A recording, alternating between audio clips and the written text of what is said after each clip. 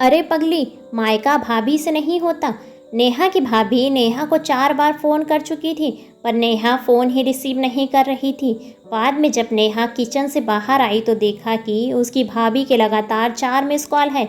यह देखकर वह घबरा गई, क्योंकि उसकी भाभी को पता होता है अगर नेहा 2 बार में फ़ोन नहीं उठाती है तो इसका मतलब यह है कि अपने काम में व्यस्त है या फिर फ़ोन से दूर है।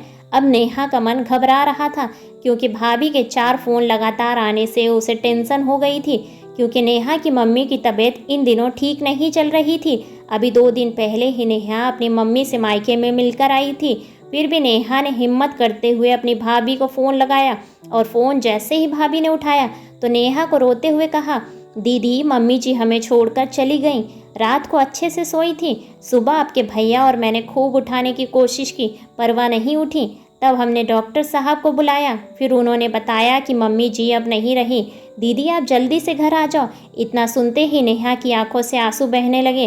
पापा तो पहले ही उसे छोड़कर जा चुके थे, और अब उसकी माँ भी नहीं रही। नेहा तो बिल्कुल बेहाल हो चुकी थी। अब नेहा ने रोते रोते यह बात अपने पति को बताई, तो उसने उसे संभाला और उसे जल्दी से कार में बिठाकर मायके ले गया। नेहा जैसे ही अपने घर पहुंची तो अपनी माँ के शरीर को देखकर उससे लिपट गई और खूब रोया। आखिर में उसके पति ने उसे किसी तरह समझाया और माँ का अंतिम संस्कार किया। सारे विधि विधान होने के बाद भी नेहा शांत नहीं हो रही थी। उसे माँ की बहुत याद आ रही थी। तब नेहा की मौसी ने उसके आंसू पोंछे और उसे संभाला और कहा, नेहा बेटा ऐसे दुखी मत हो। दीदी नहीं रही तो क्या हुआ, मैं हूँ ना। मेरा घर भी तो तेरा मायका है। जब मन करे तब आ जाना अपनी मौसी के पास। वैसे कहते भी है ना कि मौसी मतलब माँ जैसी।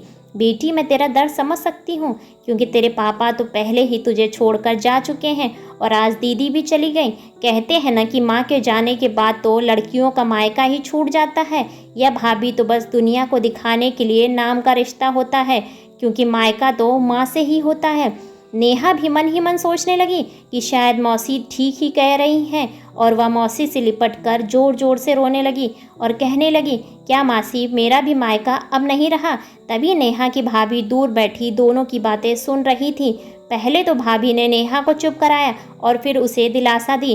फिर भाभी ने मौसी से कहा कि मौसी जी आपने ऐसे कैसे कह दिया कि मायका केवल माँ से होता है। मैं मानती हूँ कि माँ का स्थान कोई नहीं ले सकता, लेकिन अभी दीदी के भैया भाभी जिंदा है, और जब तक हम हैं दीदी का मायका हमेशा बना रहेगा। मैं पूरी कोशिश करूँगी दीदी को मम्मी जी की तरह प्यार और सम्मान देने की, और दीदी जब चाहे तब यहाँ आ सकती हैं। यह घर कल भी उनका था, आज भी है और कल भी रहेगा। मौसी जी मैं भी एक बेटी हूँ और मेरा भी मायका है, और अच्छे से जानती हूँ कि हम बेटियों के लिए मायका कितना ज़रूरी होता है। मौसी जी आप दीदी को अपने घर ज़रूर बुलाइए, पर उन्हें अपने भैया भाभी के प्यार से दूर मत करिए। तभी मौसी जी ने कहा, बहू आज के ज़माने में तेरी जैसी सोच रखने वाली भाभी बहुत कम मिलती हैं। मुझे माफ़ कर दे, मैंने नेहा को गलत राह दिखाई। तभी नेहा अपनी भाभी के गले लग गई और बोली, भाभी आज आपने मुझे विश्वास दिला दिया कि भाभी भी माँ के समान होती है, और मैं संतुष्ट हूँ कि जब तक आप और भैया हो मेरा मायका सदा बना रहेगा। और किसी ने कहा है कि भाभी माँ के समान होती है। आज आपने मुझे इस बात का विश्वास भी दिला दिया।